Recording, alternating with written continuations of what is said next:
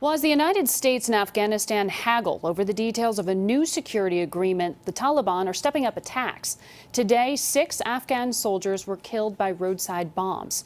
The proposed security deal would allow some U.S. troops to remain after next year in order to train Afghans to take over their own security. Will the Afghans be ready? Charlie D'Agata went to Paktia province to find that out. This remote mountain region near the border with Pakistan is where America's fight with al-Qaeda in Afghanistan began. Bin Laden was here. The cave complexes you hear about were here. This is the hub where al-Qaeda gained access and freedom into Afghanistan and then projected power. And why many fear the Taliban will come back, this is where they'll set up shop again. They'll certainly try. Colonel Val Caveney knows firsthand that the Taliban is still a potent force. He's lost 7 of his men in the past 6 months. Now, his troops from the 101st Airborne Division are getting ready to go home, handing over this crucial region to Afghan forces. And you guys are the last ones in. We are. That's quite a responsibility, isn't it? Captain Michael Finch from Tennessee is in charge of this base, protecting the only major route between Pakistan and Kabul. Soon, Afghan forces will be in charge.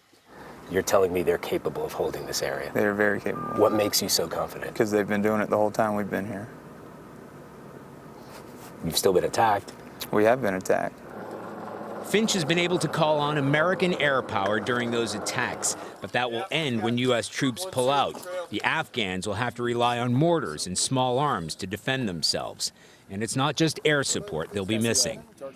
Unlike the heavily armored vehicles used by the U.S. military, Afghan security forces drive around in these pickups, and they don't provide much protection against homemade bombs, the #1 killer in this conflict.